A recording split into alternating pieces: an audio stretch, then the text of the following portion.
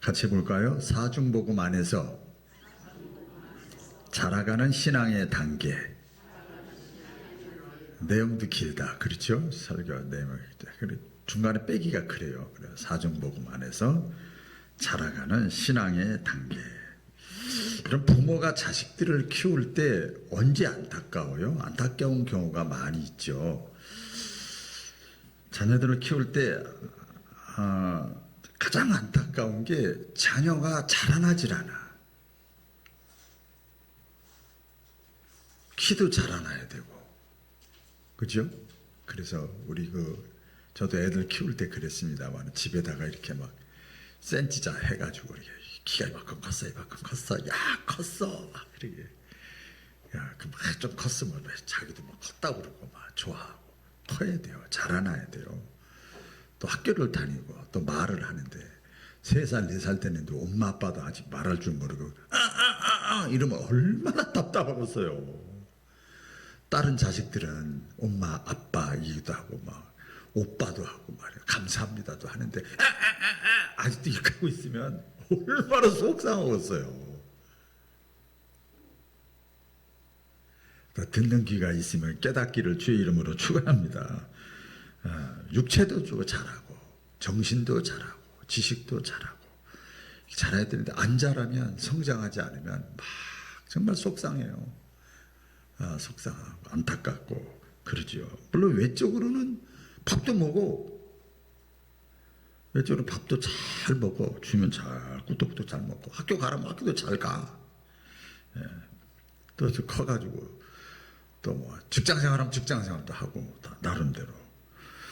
그런데 얘가 말이에요, 30살 20살 됐는데도 아직도 애야. 말하는 거나 생각하는 거나 판단하는 것이. 그러면 참 부모의 마음이 답답하죠. 안타깝고 속상하고 그러죠. 여러분, 신앙도 똑같습니다. 신앙도요, 단순히 교회 다니는 것으로 끝나지 않아요. 여러분 교회 다니잖아요 지금. 근데 교회만 다니면요, 절대라는 말은 쓸수없지만은 신앙이요 맨날 이렇게 돼. 자라나질 않아 신앙이. 제가 비유를 서두에 들은 거예요. 그냥 마음의 위로나 받고 한동안 그래서 오늘 좋은 말씀 감사합니다. 그래 그 정치인들이 말 더 잘하더라고요. 요새 지금 그 선거운동 하잖아요. 얼마나 말을 잘하는지요.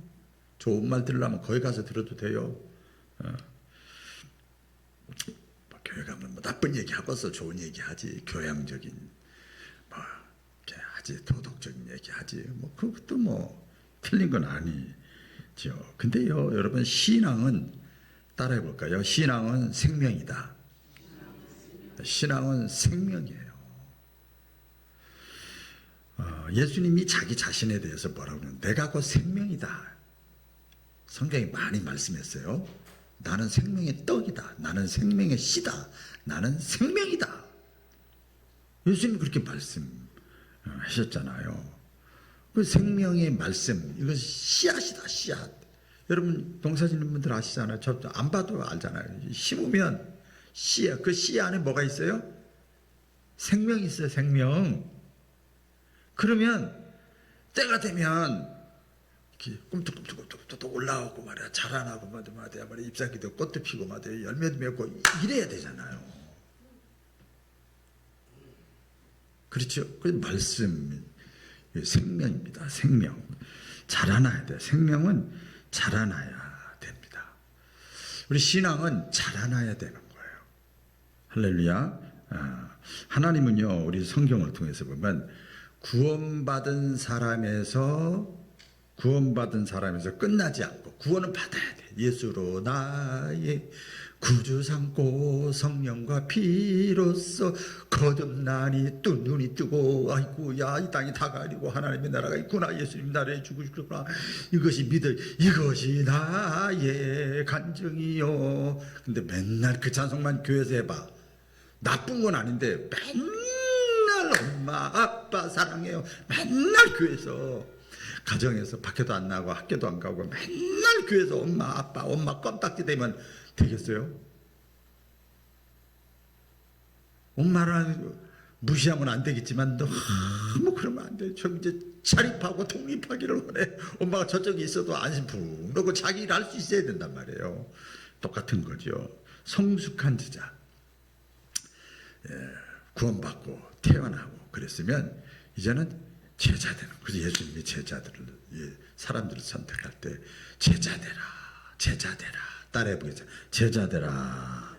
그래서 이제 예수님이 십자가에 죽으셨다 부활하시고 50일째 되는 해에 날에 오순절 성령, 하나님이 예수님 약속하셨어요. 내가 올라가면 걱정하지 마. 예수님 가면 우리 어떻게 살아요? 걱정하지 마. 내 영 보혜사 성령을 너희가 때가 되면 보내줄 터인데 그 성령이 와서 너희를 가르치고 생각나게 하고 깨닫게 하고 위로하고 책임주고 확신을 줄 거야.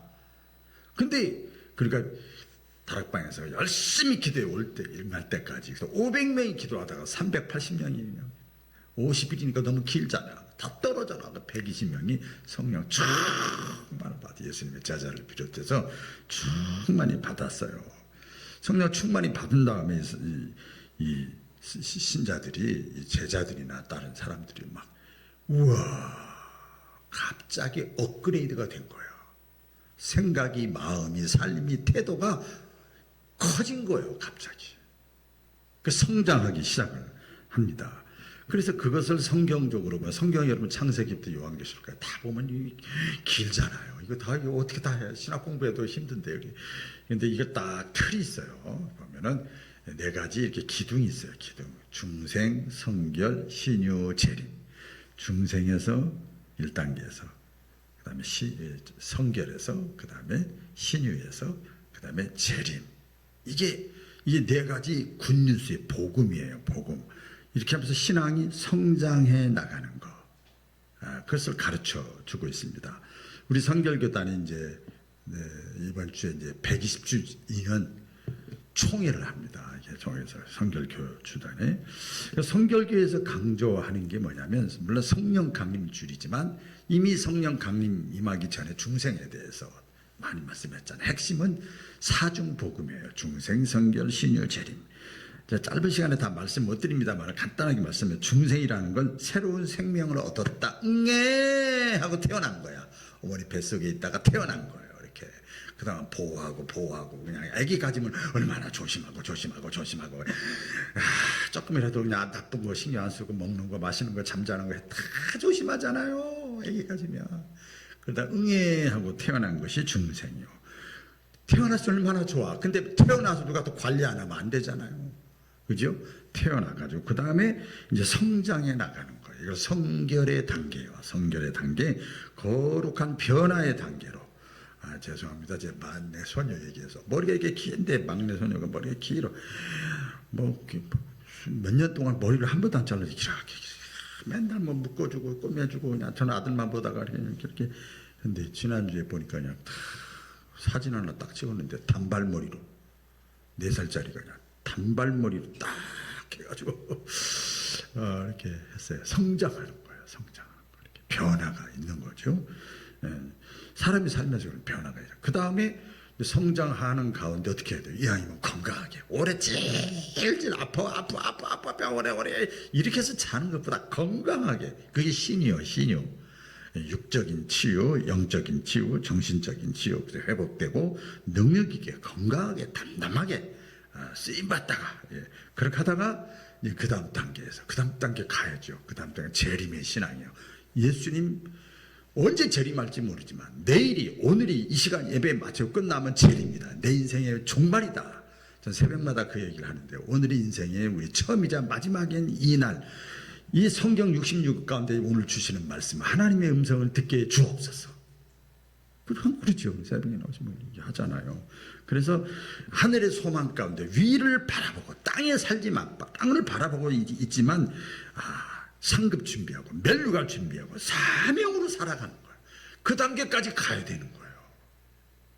이게 하나님이 원하시는 신앙 성장의 단계입니다. 그래서 제일 첫 번째 중생입니다. 중생, 신앙의 시작 단계입니다. 예수 안에서 새 사람이 되는 거예요.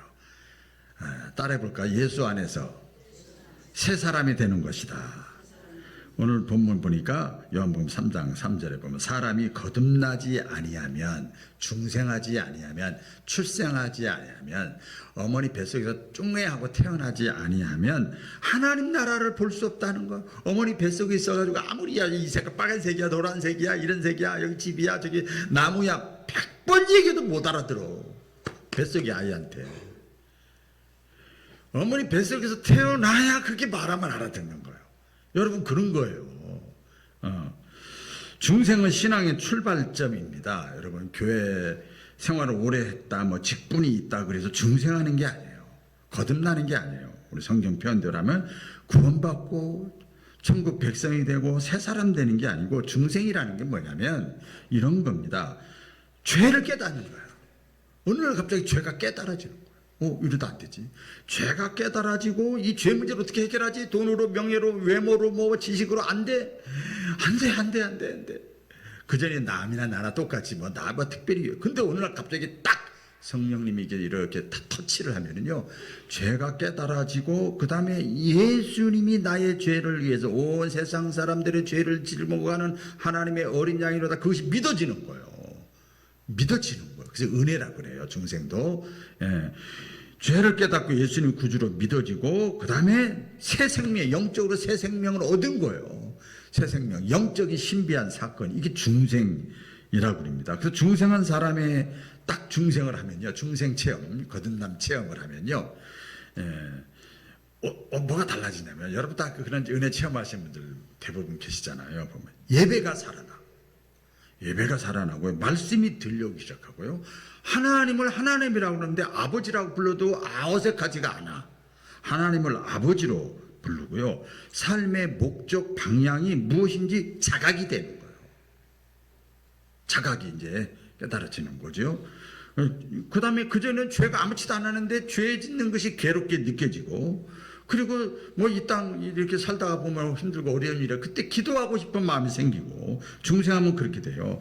하나님과 예수님에 대해서 좀 알고 싶은 마음도 드문드문 자꾸 생기기 시작하고, 때로는 천국 지옥이 막 확신이 되고 믿어지기도 하고, 다른 사람을 전도하고 싶은 마음이 생기고, 형식적으로 신앙생활을 하지 말아야 되겠다, 이왕이면 진실되게 해야겠다, 이런 마음이 생기는 거예요. 중생해야 그런 마음이 생기는 겁니다. 그래서 중생은 종교인이 아니라 하나님의 자녀가 되는 신앙적인 신비한 사건이에요. 자녀가 됐기 때문에 하나님 애가 태어나니까 엄마 이러는 것처럼 딱 영적으로 태어나면요, 하나님, 예수님 이렇게 생각이 되는 거예요. 바라보게 되는 거예요. 이 중생의 사건입니다. 그러나 여전히 아직도 영적으로는 뭐예요? 어린아이예요. 영적으로는 어린아이에 불과해요. 부모를 간신히 알아보는 수준이야. 이게 중생 거듭남 사건이죠. 그래서 어떻게 되는가 하면, 여러분 애기들 키워보면 다 알잖아요.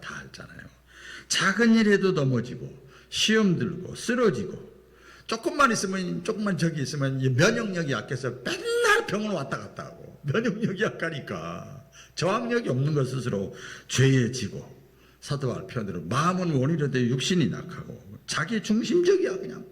그죠? 가르쳐주지도 않았는데 왜 그러니 몰라. 자기밖에 몰라. 그런 육의 눈에 보이는 게 다야 전부야. 영적 어린아이들은 그렇잖아요. 그러니까 어떻게 돼요? 응애하고 태어난 것도 참 감사한데, 뱃속에 있다 태어난 거 얼마나 감사해요. 그런데 그렇게 사니까 아기 때는 늘 아기 울음소리가 많고 짜증내는 소리가 많이 있는 거예요. 여러분, 그 당연한 겁니다. 그게. 그러니까 영적으로도 마찬가지입니다. 이제 간신히 태어났으면 그것도 은혜고 감사하지만, 사는 게 육신의 삶이 또 살아가야 되잖아요. 우리가, 그죠? 영적인으로는 막 어린아이지 육적으로는 다 컸잖아. 이렇게 다. 그러니까 괴롭고 힘들고 부담되고 참된 기쁨도 없고, 막 다른 사람 다 좋게 이렇게 넓은 문으로 가는데 나야 왜 내가 이렇게 해야 돼? 다 쉽게 사는데 왜 내가 이렇게 해야 돼? 막 부담되고 신경 쓰고 스트레스 받고, 막 속사람과 겉사람이 막 싸우는 거예요. 그런데 대부분 다 이때 중생의 단계에 머무는 사람은 99.9% 다칩니다. 뭐에 지는 줄 아세요? 속사람이 그 생각은 하는데 겉사람의 생각에 이거 다 지는 거예요. 마음은 오리로되 육신이 약한 거죠. 그래서 로마서 7장에 사도 바울이 이렇게 쭉 나옵니다. 수요일날 로마서 배우고 있는데 너무 괴로운 거야. 사도 바울이 중생 체험하거나 처음에 좋아가지고 나 주를 위해서 살아야지 막 그랬는데 막 속사람과 겉사람 싸우는데 계속 겉사람한테 지네. 그러니까 괴로운 거예요. 그래서 이렇게 표현합니다. 오호라 나는 곤고한 사람이로다. 피곤해. 우리말로 하면 스트레스 받아. 그전에는 아무지도 않았는데, 막 살아도, 이렇게도 먹고, 죄도 뭐든 무시하고 막 살았는데, 이때부터 괴롭기 시작하는 거예요. 피곤하다. 스트레스 받는다. 곤고한 사람이로다. 이 사망의 몸에서, 죽겠다, 괴롭다, 안 믿기도 그러고, 이제 은혜 체험을 했고, 이 사망의 몸에서 누가 나를 건져내랴, 구원하랴, 이게 중생의 한계라고 그래요. 한계야, 그게. 중생의 한계에 부딪힙니다. 왜 그래요? 성장하지 못했기 때문에 그런 거예요. 거기서 빨리 성장을 해야 되는데, 그래서 어른 아이의 신앙에서 어른의 신앙으로 이제 좀 성장하는 신앙으로 올라가야 될 단계 지점에 와 있으면 막 괴로운 거예요. 이게 교회 다니는 게 뭐 재미가 없어. 이게 힘들어. 부담돼. 이게 막 싸우는 그 과정까지 와야 돼요. 안 싸우면 아직도 한 살짜리야. 그렇게 되는 거예요. 두 번째가 이제 그 다음에 성결인데, 성결, 신앙의 성장 단계입니다. 이제는 하나님을 닮아가는 거예요. 따라해보기 하나님을 닮아간다. 오늘 본문에 또 제가 이걸 선택했는데요. 데살로니가 4장 3절에 하나님의 뜻은 이것이니 너희의 거룩함이라. 할렐루야. 이게 태어났어. 그리고 하나님의 뜻은, 엄마 아버지의 뜻은 너희가 이제는 거룩함, 성장함, 이게 뜻이야. 그렇죠? 맨날 져주면 안 되잖아. 그 다음에 이유식으로 넘어가고, 그 다음에 어른들이 밥 먹는 것도 줘야 되잖아. 그게 뜻이잖아요. 그래서 중생이라고 하는 거, 영적으로 태어나는 것은 순간의 사건이죠. 그렇죠? 순간적으로 사건이지만 성결이라고 하는 것은 지속적으로 성장하는 거예요. 지속적으로. 그래서 하나님은 우리를 단지 구원만 하시는 것이 아니라 거룩하게 변화되기를 원하시는 거예요. 마치 출생을 했으면 사람답게 살고 성장하기 원하는 것처럼 중생하고 거듭나고 하나님의 자녀가 되고 눈물 콧물 흘리고 내 죄를 위해서 회개하고 그런 다음에 하나님의 자녀답게 살기를 원하는 거예요. 이를 위해서 필요한 은혜가 뭐냐면 성결의 은혜예요. 성령 충만의 은혜예요. 오순절날 이제 성령 강림이 임했잖아요. 그 다음부터 맨날 제자들이 그 옷이 다 도망다니고 무서워하고 예수님 배반하고 안 믿는 척 했더래요. 이랬던 사람들이 성령 충만 오순절날 받고 나서는 예수가 답이야. 예수님이 하나님의 아들이야. 죽어도 천국 가. 하나님이 살아계시어. 기도하면 응답하셔. 막 너 죽여. 예수에 대해 얘기하지 마. 그래도 막 달라지는 거예요. 사람이 달라지는 거예요. 그래서 중생 다음에 우리에게, 저와 여러분에게 필요한 은혜가 성령이 임했는데 이제는 배고프면 안 되잖아. 충만해야 돼요. 그게 성결이라고 그러고 성령 충만이라고 합니다. 그게 어떻게 가능하냐? 디모데전서 4장 5절에 보면 말씀과 기도로 거룩하여짐이라. 따라해 보겠습니다. 말씀과 기도로 거룩하여짐이라. 이런 말씀이 있어요. 말씀과 기도 외에는, 그거 말씀과 기도에 전무하지 않으면 40년 믿어도 어린아이예요. 직분을 아무리 가지고 있어도 어린아이예요. 그래서 여러분 예배 참석 강조하고 말씀 자꾸 들어야 되고 기도를 강조하는 이유는, 여러분 우리 다 솔직히 그렇잖아요. 주일 낮에만 딱 하고 끝나면 저도 그냥 인간적으로 편하지. 그게 아니에요. 계속 기도해야 되고 말씀을 자꾸 들어야 이 성장하는 거예요. 변화되는 거예요. 이렇게. 그렇다면 중생 이후에 성결의 은혜를 받으면 성령 충만한 은혜를 받는 거예요. 술 취하지 말고 성령에 충만하라고 그러잖아요. 술을 조금 마실 때는 멀쩡해요. 그냥 조금 더 마시면 왔다 갔다 해. 딱 많이 마시면 술 취해서 이러잖아요. 막 얌전하던 사람이 말도 막 하고 그러잖아요. 성령이 충만하면 내성적인 게 어딨어. 성령 충만하면 그런 게 어딨어요. 이 성령의 충만함으로 막 사람이 이게 변화가 되는 거예요. 그래서 중생 이후에 성결의 은혜를 받으면 죄가 싫어져. 갑자기 죄 짓는 게 싫어. 옛날에 재밌어. 구경하는 게. 아주 옛날 얘기입니다. 예? 아주 옛날 얘기인데 오랜만에 해볼까요? 중생 은혜를 제가 중학교 3학년 때 했는데 그 이후로 막 어머니 아버지 그럴까 해서 몰래 이렇게 담배 피우고 막 이렇게 했는데 성령 충만 딱 받으니까요 막 싫어져. 그게 갑자기 불쌍해져. 그런 사람들이 안타깝게 느껴져. 갑자기 싹 달라지는 거예요. 짠해 막. 나도 옛날에 그게 좋았거든요. 사람이 달라지는 거예요. 죄가 끊어지고요. 말씀에 순종하게 되고요. 성령의 감화와 감동을 우습게 여기질 않아. 지배를 받게 되고 내 삶 속에서 세상과 빛의 소금으로 살아가고 싶은 마음이 생기는 것이고 보이는 거, 육신의 감정, 죄와 싸워서 이기기 시작하는 거예요. 옛날엔 99.9% 졌거든요. 이제 어느 정도 좀 점점 이겨나가는 거예요. 항상 세균이나 병균이 계속 찾아오잖아요. 근데 면역력이 강하면 계속 이기는 거예요, 여러분. 이겨나가는 거. 우리가 아무리 지금 천국에서 사는 게 아니잖아요. 지상에서 사는 거잖아요. 그 중생에 머무르고 어린아이에서 수dob되는 이유는 성결의 은혜를 체험하지 못해서 그래요. 성령 충만을 받지 못해서 그래. 간신히 물만 마시는 거예요, 물만. 그만이야. 또 목마르잖아. 예, 그렇죠? 왜 성결의 은혜를 받지 못하느냐? 회개가 멈춰서 그래. 왜 회개가 안 되는 줄 아세요? 교만하기 때문에 그래요. 자긍하기 때문에 그래요. 기도하지 않기 때문에 그래요. 말씀보다 세상을 더 사랑하는 거예요. 그 말씀은 멀리 하는 거예요. 먼지가 묻은 정도가 아니야. 성경이 어디 있는지도 몰라. 그렇게 맨날 중생의 단계로 있지요. 성령의 감동보다 내 생각, 내 지식, 내 경험이 우선이야. 항상 그게 더 커. 이렇게 되는 거죠. 그래서 여러분 신앙 성장은 지식이나 직분이나 경륜이나 물질, 나이와 상관은 없습니다. 하나님의 말씀에 내가 억지로라도 내가 하나님의 말씀 또 성령의 감동, 꿈을 통해서 사건을 통해서 아픔을 통해서 질병을 통해서 자녀를 통해서 많잖아요.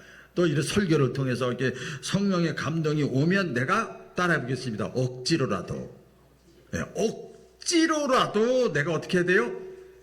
순종하는 거예요. 할렐루야. 억지로라도. 왜 억지해? 마음의 자원에서 해야 되는 거냐? 신앙은 자유 아니야? 아이고 웃기네. 어린애가 만약에 2-3살 먹은 애가 나 간섭하지마 엄마 아빠 내가 알아서 할게. 이게 돼요? 안 됩니다.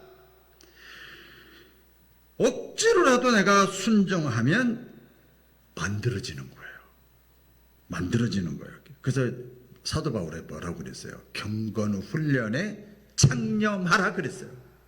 억지로라도 우선순위를 두고 마치 남자들이 군대 가잖아요. 군대 가기 전에는요 제각각이요. 와, 다 잘났어. 다 똑똑해. 사회생활하는 사람, 학교생활하는 사람, 직장생활하는 사람, 사업하던 사람, 혼자 살던 사람, 가족끼리 살던 사람, 다양한 사람들이 오잖아요. 근데 군대에서 말해요. 그냥 몇 주간 동안 훈련을 세게 봐도 그러면 싫어. 마음에 안 들어. 그래도 억지로라도 그걸 감당하는 거예요. 그래서 4주, 5주, 6주 딱 지나잖아요. 그럼 딱 군인이 돼 있어. 어디에 내놔도 괜찮아. 군인이 돼 있는 거예요. 학생들이 여러분 학교 가는 거 똑같이 학교 가기 싫잖아요. 시험 보기 싫잖아요. 근데 억지로라도 시험 봐야 되고 억지로라도 일찍 나가서 학교 생활해야 되고 학원도 가야 되고 많이 그렇게 되면은요 학생다워지는 거예요. 그냥 학생다워지고 그냥 군인 되는 게 아니거든요. 신앙도 똑같은 거죠. 세 번째 이제 그 단계까지 성결의 단계까지 가면 그 다음에 하나님이 또 우리에게 주시는 은혜가 있는데 그것이 신유의 은혜입니다. 신유의 은혜. 따라해보겠습니다. 신유의 은혜. 회복과 능력의 단계입니다. 이때는 능력이 있어. 단단해. 내공이 있어. 거침이 없어. 담대해. 세상을 이기고 제가 기도하자. 세상을 이기고 마귀를 이기고 자신을 이기고 환경을 이겨. 맨날 질질 지고 간신히 그냥 죄짓다 오는 게 아니라 이기다 오는 거야. 주님은 지금도 치유를 하십니다. 계속해서. 이사야서 53장 5절에 우리 다 같이 읽어볼까요? 시작. 그가 채찍에 맞음으로 우리는 나음을 받았도다. 우리가 다 매맞아야 되는데 아무리 성결의 은혜가 있고 중생하고 또 죄짓고 그러잖아요. 그런데 누가 대신 받아주냐? 다 감싸주냐? 앞뒤 좌우에서 밤에도 낮에도 졸지도 주무시다가 다 주님이 방패가 되시고 요새가 되시고 산성이 되어 다 막아주시오. 우리가 잘못한 거. 다 잘못하거든요. 일주일 동안 또. 그때 회복시켜 주시는 거예요. 울타리가 되어주시는 거예요. 그래서 하나님은요, 중생하고 성결의 은혜로 성장해 가면서 청소년 단계에서 이렇게 장년의 단계에서 성장해 가면서 우리의 육체뿐만 아니라 영혼도 삶 전체가 회복되기를 원하시는 거예요. 할렐루야. 데살로니가서 5장 23절에 보면 너희 온 영과 혼과 몸이 그리스도께서 강림하실 때 너희 인생의 종말이 되기 전까지 흠없게 보존되기를 원하노라. 그러니까 신유라고 하는 건 육신의 질병만 의미하는 게 아니고 상한 마음, 깨어진 관계, 낙심한 영혼, 무너진 삶도 회복시키는 거예요. 내적 회복, 외적 회복이 다 되는 거예요. 신유의 믿음이라고 하는 것은 이런 거죠. 구체적으로 내가 절망, 낙심 중에 있어도 뭐 때문에? 돈 때문에, 건강 때문에, 물질 때문에, 자식 때문에 여러 가지가 있잖아요. 있어도 이 신유의 믿음을 가지고 있는 사람은 하나님은 살리기도 죽이기도 고치기도 하시는 걸 믿기 때문에 그때 그 절망 낙심 가운데서도 하나님을 바라보는 거예요. 하나님 바라보는 거예요. 그러면 주님이 내가 보고 있다. 걱정하지 마. 그럼 다시 어깨에 힘주고 막 이렇게 하는 거죠. 기도할 때도 마찬가지. 반드시 하나님은 내가 기도한 거 응답하신다. 따라해보겠습니다. 기도하면 반드시 응답하신다. 반드시 응답해요. 성경에 그 응답이 365번 있대. 매일 기도하고 어떤 학자가 그렇게 연구도 했어요. 기도하면 반드시 하나님은 응답하신다. 그러니까 기도하면 여러분 저축 많이 해놓으면 마음이 든든하잖아. 기도 많이 해놓으면요 이런 문제 있고 저런 문제 있고 든든한 거예요. 그래서 내가 때에 따라서는 내가 병 낫게 해주세요, 치료해 주세요 이런 것도 중요하지만 하나님이 내 안에 내가 하나님 안에 있기를 원합니다. 하나님만 있으면 든든해. 대통령이나 하고 힘 있는 사람이 권력 있는 사람이 돈 많은 사람이 내 옆에 있으면 든든한 것처럼 하나님과의 관계를 가까이 하려고 굉장히 힘쓰는 거예요. 이게 신유의 은혜를 경험한 사람들은 그렇죠. 이것을 교회 내에서 우리 교회로 얘기를 하면 가정도 마찬가지고요. 실천해야 될 것이 서로를 위해서 어떻게 해야 돼요? 그러니까 내가 하는 게 아니고 기도해 주는 거야. 능력 있는 하나님께. 또 상처 입은 자, 연약한 자, 모르는 자, 안타까운 자 이런 사람 품어주는 거예요. 품어주는 거예요. 관계를 계속 내가 회복하려고 먼저 선 내밀고 용서하고 사랑하고 배려하고 긍휼히 여기는 거예요. 이게 이게 중생 성결 신유의 단계까지 가면요 이렇게 되는 거예요. 이제부터는 이제 성교를 하고 싶고 해외에 나가고 싶고 막 국내 성교하고 남은 인생 주님께 바치고 싶은 마음이 막 꿈틀꿈틀거리기 시작하는 거지요. 개인적으로는 하나님께 이렇게 신유의 은혜까지 이렇게 단계까지 오면 수직적인 관계에서 내가 조금만 아픈 거 있고 조금만 저기 있으면 하나님께 다 얘기하는 거예요. 시편에 보면 토로도 하고 막 안타깝기도 하고 막 간증도 하고 막 그냥 도와달라고 그러기도 하고 막 짜증도 내고 막 하는 거예요. 너무 믿으니까 예의로 갖추지 않아. 그냥 다 기도하는 거 보니까요. 하나님 어떻게 된 거예요? 왜 그래요? 왜 힘들어요? 나도 힘들다니까요. 막 그래요. 그렇게 막 하나님께 부르짖고 금식하고 막 진실하게 그렇게 하면 하나님께서 만져주시고 깨닫게 하시고 회복시켜 주시고 건강케 하시는 거예요. 할렐루야. 마지막 단계까지도 올라가야 돼. 지금 여러분 지금부터 더 힘들 거예요. 재림의 단계입니다. 재림. 완성을 준비하는 단계입니다. 이제 깨어 준비하라. 따라해보세요. 깨어 준비하라. 마태복음 24장 44절에 생각지 않은 때에 인자가 오리라. 다 사람들이 보면요. 그래. TV나 다른 사람 얘기는 그래 저 사람 뭐가 걸렸어 무슨 문제가 있어 어떻게 왜 나한테 이런 사고가 왜 나한테 이런 질병이 나는 다 그래 100명 다 그런데요. 신앙의 마지막 목표는 여러분 익산이에요? 혹시 물어볼게요. 전라북도예요? 여러분 사는 아파트예요? 땅 사는 선산이에요? 신앙의 마지막 목표가?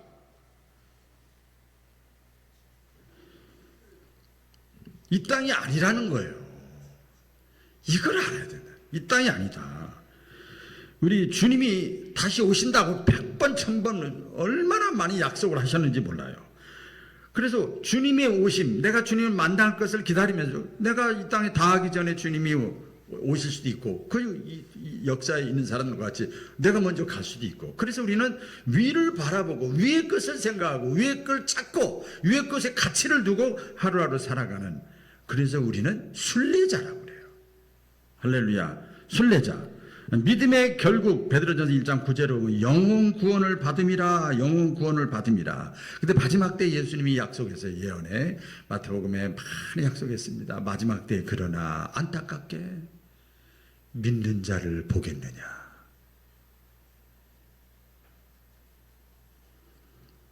마지막 종말의 때 많은 사람들이 믿음을 다 버릴 때가 온다는 거예요.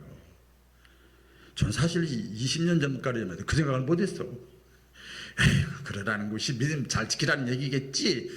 그게 아니더라고. 지금 보니까 이야 진짜 그렇구나. 그래서 재림신앙을 가지고 있는 사람들은요, 뭐 이론적인 거지만 세상에 더 이상 살지만 집착하지 않아. 휩쓸리지 않아. 컨트롤하며 살아. 거룩하게 사나. 이 세대의 풍조에 유행에 휩쓸리지 않아. 맡은 사명에 충성을 다해. 주어진 달란트 은혜지기 다에게 기회를 땅에 묻어두질 않아. 영혼 구원에 힘을 쓰는 거예요. 기름을 준비하는 거예요. 내 힘으로 안 되니까 말씀과 기도에 전무하게 되고 지혜로운 다섯 처녀가 되는 거예요. 이왕이면 하늘의 상급을 놓고 살아야지. 그러나 재림신앙이 약해지면은요, 중생하고 성결하고 이렇게 했어도요, 재림신앙이 약해지면 자꾸 세상이 너무 매력적이야, 가나안 땅이 너무 좋아. 그렇죠? 예. 세상만 바라고 땅만 바라고 영적 긴장이 사라지고요, 아무렇지도 않는 거예요. 예배가 형식이 되고. 여러분 한번 질문해 보세요. 만일 이 시간이 오늘이 내 인생의 마지막이라고 그러면 어떻게, 주여 마라나다 오시옵소서 기다렸어요, 이럴 사람 얼마나 되겠어요. 그래서 이제 결론입니다. 사중복음은 신앙의 성장 지도입니다. 신앙의 성장 지도. 다 같이 사중복음 방송실 올려주세요. 사중복음은 신앙의 성장 지도. 시작. 신앙의 성장 지도.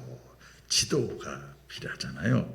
그래서 1단계는 새 생명을 얻는 거예요. 출생하고 삶의 목적을 발견하고 하나님의 자녀가 되고 하나님을 아버지라고 부르는 거예요. 신분이 바뀌고 소속이 바뀌고 되는 거예요. 2단계 성장이 올라가면 거룩하게 변화가 되는 거예요. 그래서 이때부터 성장하기 시작하고요. 이제는 하나님의 영광 위에 살고 싶은 것이 생기고요. 하나님의 자녀답게 살아가기 시작을 해요. 그 다음에 3단계 신앙의 성장 올라가면 신유의 은혜입니다. 하나님 주시는 회복과 능력을 경험하기 시작해요. 영적으로도 경험하고 육적으로도 경험하고 다 간증할 게 많은데 뭐 정신적으로도 경험하고 막 새로워지고 막 이게 느껴지고 체험되어지는 거예요. 강해지는 거예요.